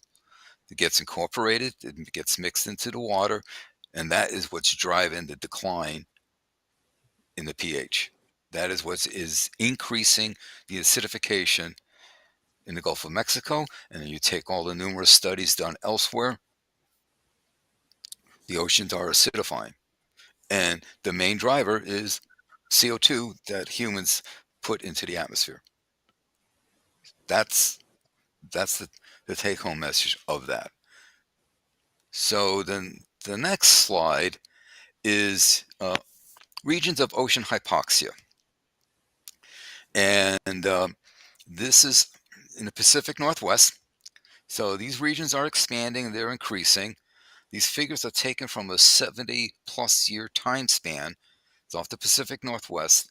And this is from an article that appeared on the phys.org website, published in Scientific Reports. And what we see here, first of all, I draw your attention to the little scale that you see in the lower right-hand corner, and that is micromoles of oxygen per kilogram, basically kilogram of water. And the red is the highest, red, brown, whatever, is the highest. And when you get into the deep blue, that is the lowest values of oxygen. So looking at the first panel on the far left, 1950 to 1980, a 30-year period, we see, some nice values of the of oxygen levels. We're in the 100 to 120 micromoles per kilogram. We got some areas in the 80s, maybe down in the 60s. Then look what happens. The same region that had 120 micromoles per kilogram up to 1980, in 2009 to 2018, it has dropped considerably. And we're starting to see more and more patches of the dark blue appearing. And then when you get over to 2021, look at basically the explosion of the expanding hypoxic regions. So this isn't just isolated to the Pacific Northwest. This is happening across the oceans. The oceans are warming, so oxygen solubility is decreasing. The stratification, where there's minimal mixing, if no mixing, further exacerbates the situation. And if you're losing the ocean, if you're losing the oxygen, the organism is going to die. And another reason for the decrease in the oxygen is you have increased stratification, meaning that less nutrients are being mixed into the photic zone. Net primary productivity is going to decrease. Well, phytoplanktons release oxygen. So if the primary productivity is decreasing, that means they are also producing less oxygen, another contributor to the declining oxygen levels. And remember, phytoplankton provide 55 to 80% of atmospheric oxygen. Net primary productivity in the ocean is decreasing. It's not just oxygen in the ocean that's decreasing, but oxygen in the atmosphere. And by the way, we're seeing, for example, in the North Atlantic, a crash in the phytoplankton population. So the oceans are in a world of hurt. They're dying. To be quite blunt about it, they're in a world of hurt. And if we kill off the oceans, we're killing ourselves off. Keep in mind, and I'll bring this up when we talk about ocean heat, is that 93% of the heat energy that humans have introduced into the system from burning the fossil fuel ends up in the ocean. 2% in the atmosphere. Now, the last time I checked, 93 is a bigger number than 2. And so you have all this heat energy that's in the oceans, and it is no longer being sequestered to depth. For a long time, the ocean was kind of saving our bacons. Not anymore. And I'll explain why in a bit. So I'll move on to the ocean heat content and what it means for global temperatures and Earth's climate. Now, I'm going to be introducing some concepts of what's called ECS and ESS, which I'll explain momentarily. It's based on research done quite some time ago by Dr. Jules Charney, which then Dr. James Hansen developed further. So let's look at that. So ECS stands for Earth Climate Sensitivity. This was developed and published years ago by the Charney Report. 1979 is when it was published, but the research was done well before that. By the time they put it all together and put the report out, it came out in 79. And it was a starting point. It examines how changing greenhouse gas levels impact Earth's surface temperature. And then it served as a baseline to assess the sensitivity of Earth's systems. as I said, the starting point. Now, the ESS is the Earth System Sensitivity, and it's more of a complete sensitivity, so it's a little more expansive, in which the climate system, including ice sheets and greenhouse gas, respond to the forcing, you know, greenhouse gas forcing, climate temperature change forcing, and the ESS modeling builds on the ECS modeling. It refines it. It's more comprehensive. So ECS was a starting point. The ESS built on it. So now, over the past 800,000 years, CO2 accounted for approximately 80% of greenhouse gas climate forcing. So in other words, the total greenhouse gas forcing is 20% larger than the CO2 forcing. In other words, that's when you start factoring methane and nitrous oxide. There's the two major gases that are providing primarily the rest of that 20%. So the climate sensitivity, where non-CO2 greenhouse gas feedbacks are allowed to change, increases from about 4C to 5C, another 20% higher projection. So when all the feedbacks, including ice sheets and other factors, are allowed to respond to the climate forcing in the modeling, the equilibrium response is doubled. So in other words, the Earth, Earth system sensitivity is about 10C. This is Dr. Hansen's own assessment. He made that statement about last year, and there was a lot of it caused a bit of a hubbub, in the scientific community. But this is what he was getting at: when you take in all the greenhouse gas, not just CO2, but basically the CO2 equivalent. When you take that all into account, you take in the albedo, the ice sheets, etc., Earth system sensitivity response will be 10C. So everyone's talking about 2C, 3C. No, and when you throw in exponentiation, you factor that in. We're on a runaway system here, where it's very likely that bare minimum 5C probably by 2100, but it's more likely in the 7 to 11C by 2100 realm is where we're headed, in all seriousness. But it's all moot, because about 4C, it's enough to render humans extinct. So Can it's you kind of moot. help Devon out? What does that mean? The where was she?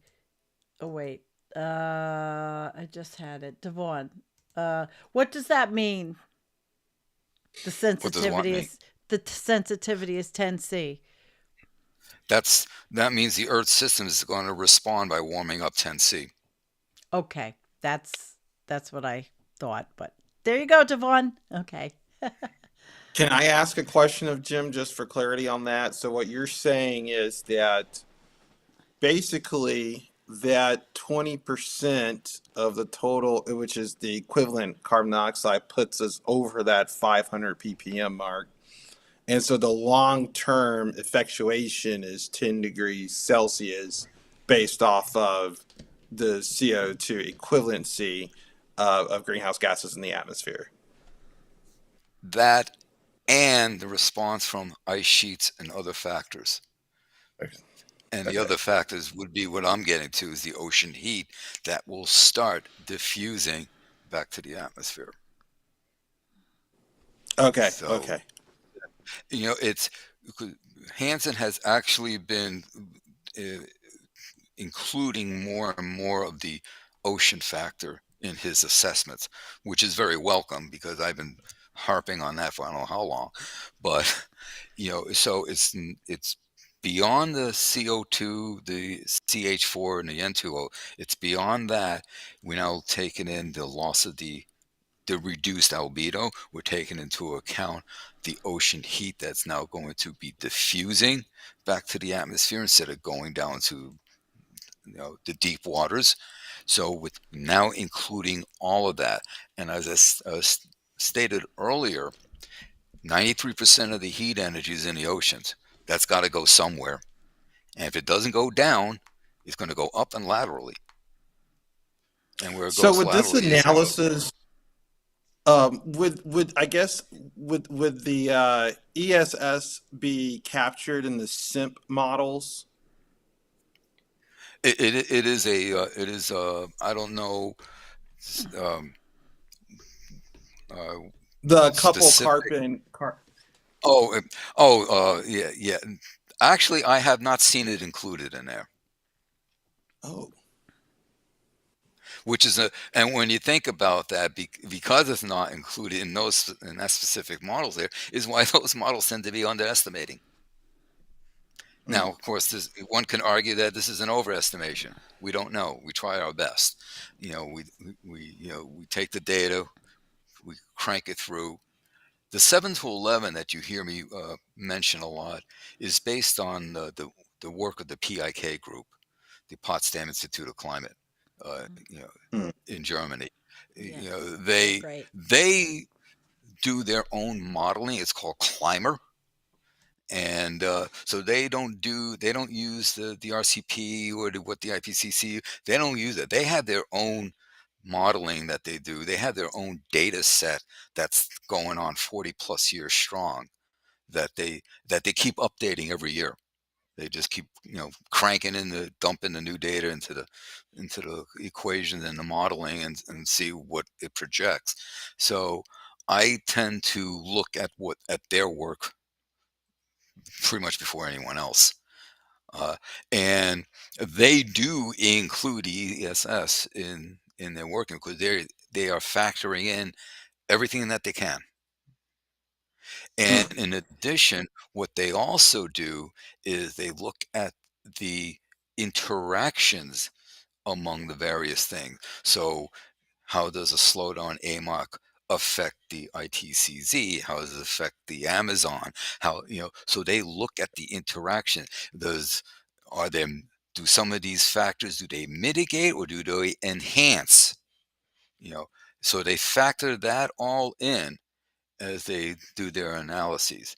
And let's see, coming to the end of the year, their reports should be coming out in the next couple of weeks. So it'll be interesting to see what they find from that. So that's so that's basically you know this is what Hansen is saying. And if there's a person who I think it's safe to say knows what he's talking about, it's Dr. Hansen. So, uh, you know, he's been warning us of this for decades, and this is his assessment. And I thought it was important to kind of go back to 1979 to the Charney Report because science, like everything else, has a history behind it. You Hmm. know, you it's you were discussing earlier, Tony. You were talking about the history, the historical background. Same thing in science. It's historical background. It's all built on what came before. You know, Henry Stommel, when he developed his equations that describe the Gulf Stream and the North Atlantic gyre, didn't just pull that out of his back end. He based that on what Sverdrup was doing, on the work that Sverdrup did, and the work of Friedrich Nansen. So we build on what comes before us. Wally Broker published his Traces in the Sea 50 years ago. It's still the go-to book if you want to anything you want to know about isotopes and radionuclides in the ocean. That's the book to go to. I've got a copy of it somewhere. So it's so just because that was published 20 years ago, that's outdated. No, no, no. Don't be so dismissive. Yes, we have new technique and we have ROVs and wonderful computing powers and so forth. You still need to look at what people did in the past because it Hmm. all builds on that. And Hansen basically was building on the work of Charney, and in a lot of ways, uh, Henry Stommel and Wally Broker were contributors to the Charney report. All right. Shall we move on? Moving on. So it's important to note that apparent timescales for historical variation in greenhouse gas surface albedo forcing and how they affect temperatures are at the timescales of orbital variations. In other words, the Milankovitch cycles. And can vary between, this is an important point, what's coming up in the slide. It can vary between 20,000 and 100,000 years. So, you have the precession, you got the wobble on the axis, you got the changes in eccentricity of the Earth's orbit. Those are all in the 20 to 100,000 year cycles. They are slower than the internal scale of feedback processes, which, when analyzed over the past 100 to 150 years, is not that slow. That is, the variations we are now observing and measuring are not the result of slow variations of natural cycles or Milankovitch orbital forcings, but rather anthropogenic forcing. Mm. So when you hear ding dongs say, well, the climate is always changing, There's it's the so rate of many change, ding, folks. so many ding dongs, Jim. I was trying to be polite, but but Okay. but but it like we have, Sandy, you and I, Yeah. you and Jennifer, Nick, right? We've all been talking about the rate of change. That's the important, and the rate of change is crazy. It's just it's the fastest we have data for that's occurred in the last 100, 150 years. Mm. And so, you know, ice sheet response is significant on a century time scale, which is far faster than what orbital time scales or natural cycles can exact. So dynamical changes in the ocean and the atmosphere as well can be potentially even faster. And we're seeing Mm. that. This is the exponentiation that all of us have discussed numerous times before on many of the podcasts we do here. So things are ramping up, people, and it's not looking good. More amplifying feedbacks that were expected to manifest slowly have come into play in recent years and in far greater rate than previously thought. How many times are we seeing now in recent headlines? Oh, this is changing faster than previously thought. Right? I mean, it just keeps happening. This is happening faster than we thought because of the exponentiation. These feedbacks include significant reduction in ice sheets, sea ice, further releases of greenhouse gases from thawing permafrost. Jennifer discussed it earlier, that the tundra is now a source, not a sink. Arctic continental shelves, right? The East Siberian shelf there, all the methane coming off on the Eurasian side of the Arctic Ocean. The movement of climatic zones, resulting changes in vegetation distribution. Mentioned that earlier with the Arctic tundra being replaced by taiga, willow shrubs. These feedbacks were not or are not incorporated into most climate simulations and models, IPCC for starters. Yet they are an important factor and they're emerging fast. So now we come to global ocean heat content.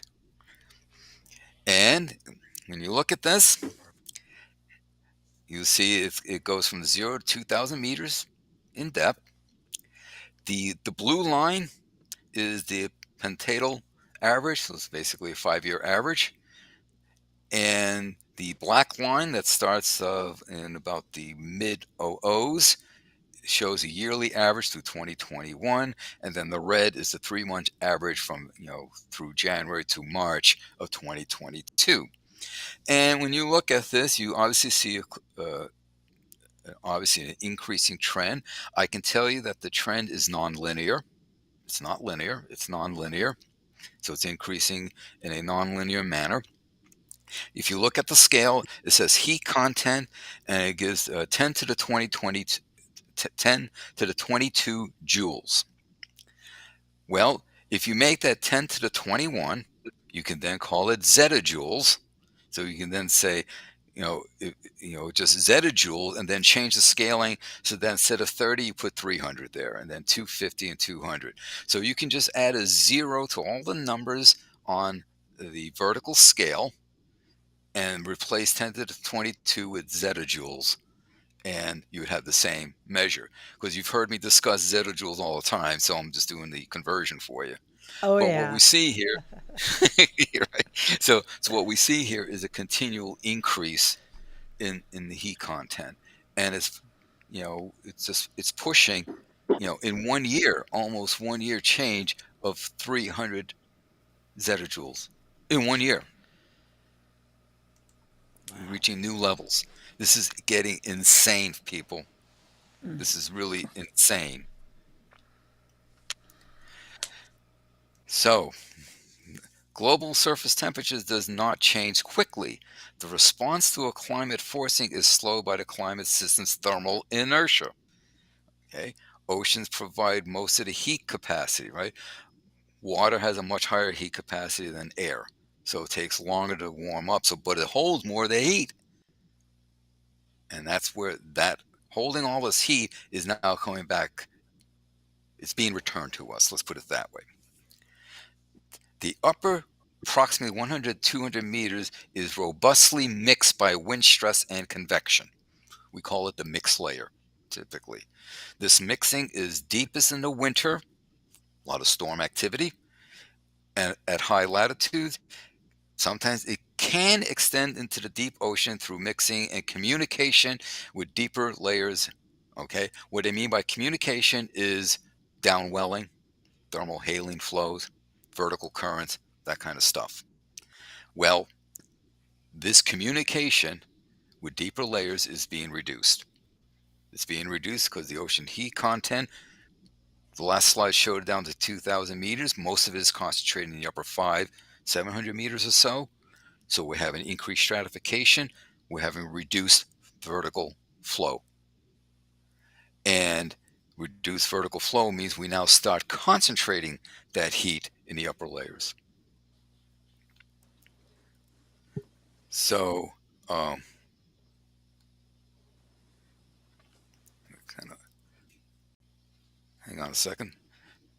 So thermal inertia of the ocean mixed layer itself would lead to a surface temperature response time of about a decade. But exchange of water between the mixed layer and deeper ocean increases the surface temperature response time. In other words, what they're saying is that because of, in the past, water being moved vertically to depth, any changes in the surface temperature was slowed down. It was a longer time frame. Well, now as the water is no longer, or is slowing down, being communicated with deeper layers, the warming time has decreased. So the response time has increased. So what we're basically seeing here is surface temperature response time is decreasing. So the surface is warming up faster. Sea surface temperatures are rapidly increasing, with more and more of that heat rapidly diffusing to the atmosphere. Wonderful. So this is because we are observing the oceans continuing to stratify. The stratification is intensifying. And when you stratify the oceans, you prevent this mixing. This is a factor leading to declining primary productivity. But that, where I have the highlighted in caps letters there, that's what's going on. That's the impact to the climate. The response time is decreasing. Surface is warming up faster. Sea surface temperatures are rapidly increasing, and that heat is rapidly diffusing to the atmosphere.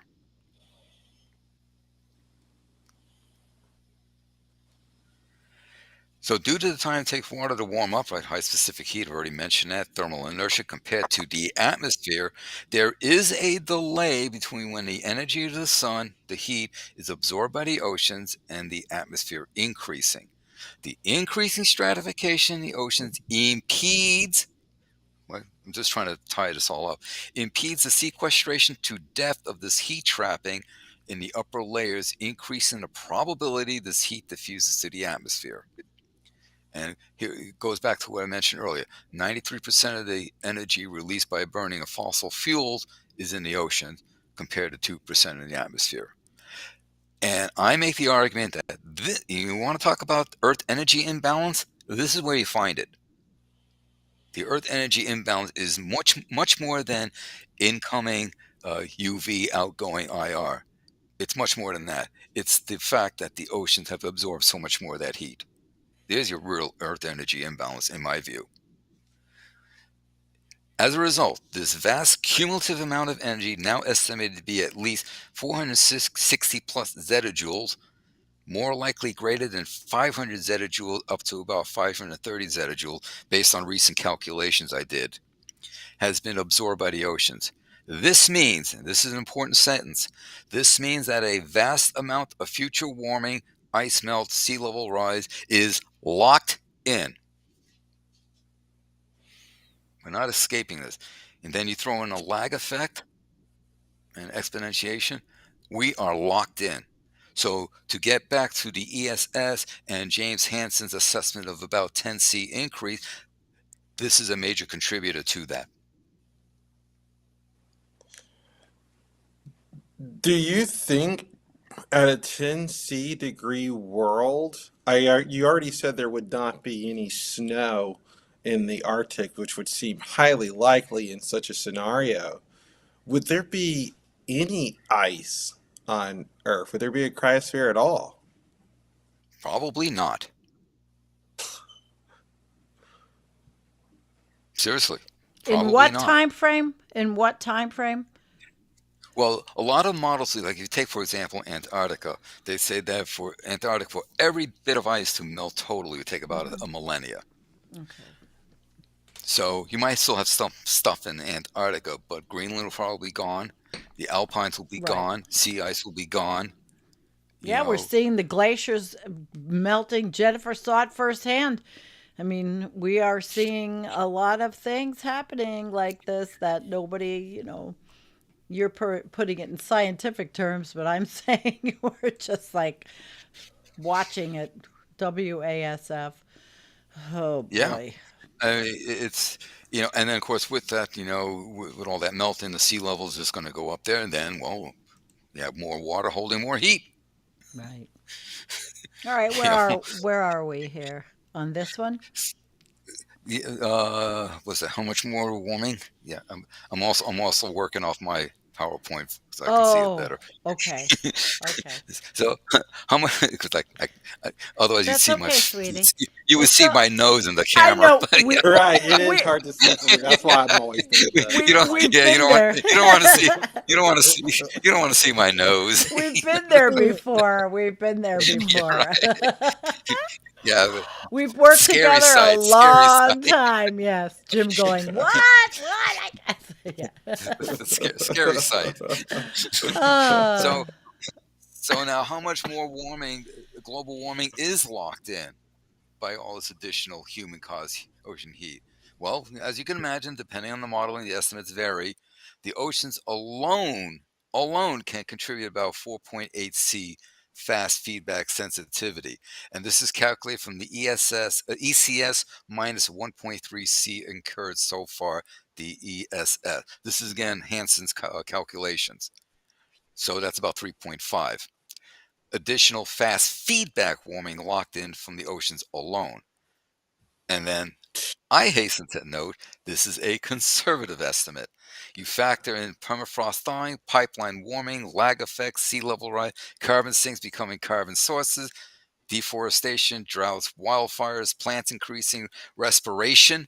By the way, as the plants get stressed out, they switch from photosynthesizing to respiring. And when they respire, they release CO2. That's something else to keep in mind. And then, this is, you add all that in, the ocean heat, etc., and this is where you see this about the 7 to 11 above pre-industrial levels by 2100. And since many ecologists state that an increase of 4C is sufficient to render humans extinct, does it really matter if it's a 7 or 11 or 5 or 9? No. You know, you know, so this warming is more than enough to make humans go bye-bye, along with all the millions of other species we take with us. But this fast feedback, and this is the kicker, this fast feedback of about 4.8C is doubled when all the feedbacks are included. And this is where Hansen then comes up with his 10C. And my own assessment is that the ocean heat alone will be the main contributor and is likely to contribute about greater than about 3.5C, approaching 5C or more. And I'm actually kind of lowballing it a little. Wow. And the last slide, I always like to bring this up because I think it's really important. This is the global ocean heat content change in the upper, this is the change, overall change in the upper 2,000 meters, going back to the mid 1950s up to about 2020. You can see the baseline, and now you can see the scales in zettajoules. So now you see the 200, 150, and so on. And you see that big fat red arrow I've got there? Yes. That's about the mid 1990s, Yep. and that's a turning point, because from that point on, ocean heat started accumulating, and the sequestration to depth started to decline, and the sequestration to depth declines more and more every year. The accumulation is increasing more and more every year. I make the argument, and I still make the argument, that in the mid 1990s is when the planet overall went past the tipping point. It's right there. Wow. So Jim, in short, what you're saying is, right when I was born, the world went to shit.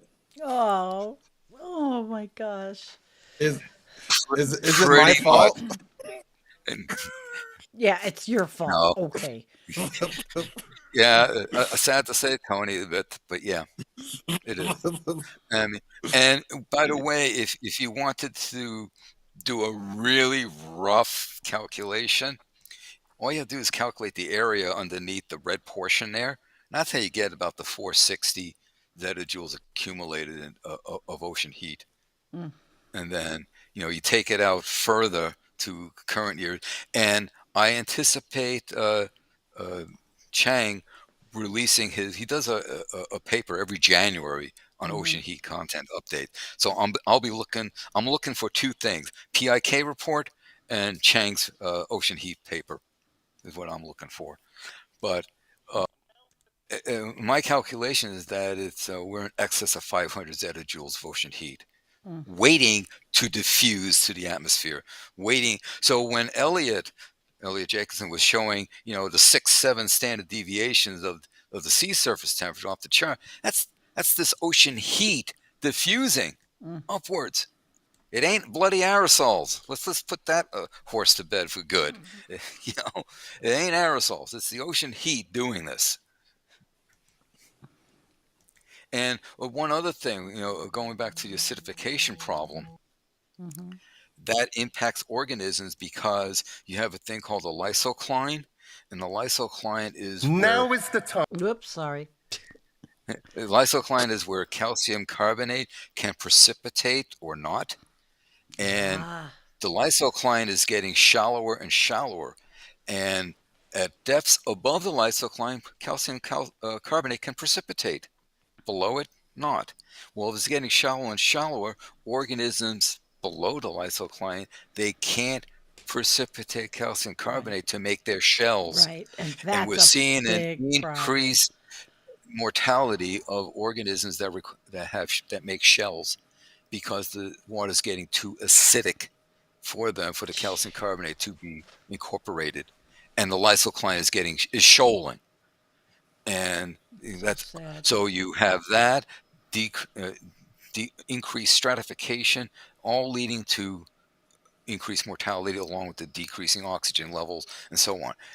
Oceans are in a world of hurt, I hate to say. You're saying it. Well, Okay. I don't like saying it, but Right, of course. know, Of course. You've but studied I'm it. just telling you what the data is telling us. Well, we're going to take a break for a second, and I'm going to play something that'll make probably everybody feel worse.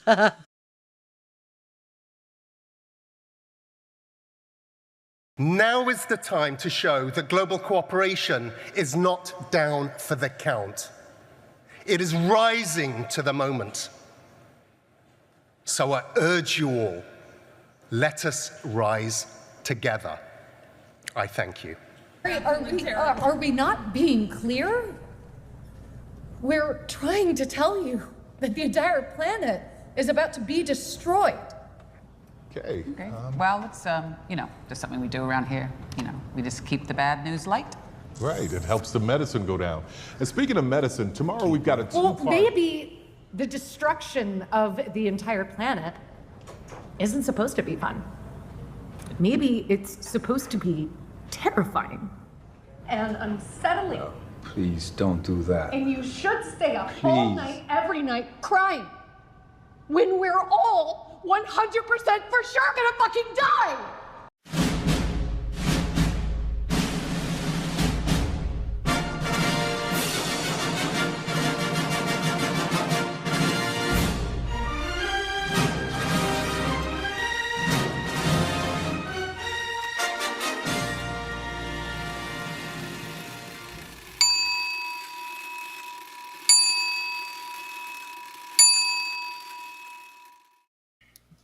Oh, we needed a little pick me up after the ocean just took us down underneath where we were going to drown. Oh my god. No, I felt like for a second there, Jim, I felt like that submarine, the first ocean, what was it called? The Nautilus? No, there was a submarine that went down with the rich guys and it imploded. Oh yeah. Oh, those dopes. Oh, that guy. Yeah. Those guys that wanted That's how I was feeling as I was going through Jim's presentation. Oh, I wish I had the noise. I have it somewhere. I can't find half of these goddamn noises. Well, that goes to show you that the best design to go deep down into the ocean is spherical. You don't stick hemispheres on the end of a cylinder, and you don't change the components involved in the construction. Right? Oh my gosh. Or totally ignore all the experts that told you that it would overwhelmingly end in catastrophe. Just like we're overwhelmingly ignoring all the experts on the climate issue. They're telling us it's going to end in catastrophe. Overwhelmingly ignoring them. Overwhelmingly ignoring them. So Nick, how you doing? Jen, how you doing there? I'm Doing all good. right, I feel better now that I've heard the word Zeta Jewel. I was we like, can't. if he hadn't said it, I would have asked him just to say it. Just say the word Zeta Jewel for me, please, Jim. Oh Lord. All right. Well, everybody. Go ahead. Actually, I saw a comment way back when Nick was giving his presentation. Oh my God. And I wanted to pose it to him because I think it's something worthwhile. Someone was asking, because you were using the term aridification, and someone was saying if you could explain the difference between aridification and desertification. Oh, I'm looking for it. I don't know if I can. It was way at the beginning. I know, and you're asking me to go through hundreds of comments. Don't think I can find it. I didn't star it, but okay. That's a good question. But yeah, that's a but good anyway, question. I was just gonna say I'm not sure actually how they define desertification. I think they do specifically in the report define desertification from aridification, but aridification mostly has to do with general increasing drying of the land, but not necessarily like turning into a desert. Okay. Yeah. Oh, okay. That makes perfect sense. That makes perfect sense. Yeah. Thank you, Nick. Yeah. All right. Well, let's see, guys. We have been 2 hours and 17 minutes, and I don't know if there's too many questions. Let me see if there were any. When the AMOC stops, will that cause an ocean swell? Like, I don't know what it means actually when it stops. An ocean swell, like a backup, like the AMOC is, and it's not going to stop. It's going to Like, always. would it rise against the East Coast? I think that's kind of yeah, that's what I the was idea. thinking. They're Okay. trying to say Like a too. Yeah. traffic jam, and it stops and goes, you know? Well, we're Yeah. already seeing rising sea levels along the eastern seaboard of Yeah. North America because when you have all this melting uh, ice from Greenland, Yeah. due to physical currents and physical processes up in that low part of the ocean, that water gets, first of all, it gets mixed in with the surface water there, Right. but that water then gets pushed to the west, which brings it to the eastern seaboard. So we are seeing an increase in sea level rise on the eastern seaboard because of this entrainment of the water coming from Greenland. It gets Okay. the physical processes pushes it to the west. The oceans aren't exactly just totally flat. You've got a little bit of a tilt to it. And that has to do with Earth's rotation and currents, and also a thing called western intensification of the gyres. Mm-hmm. Now, if you have a slowdown in what's called the North Atlantic drift, not the North Atlantic current, they're two different things, but the North Atlantic drift, which is when it goes into the Northern Atlantic, that's what cools and sinks and Okay. starts the AMOC. If that slows down, then you are going to have a higher volume further south.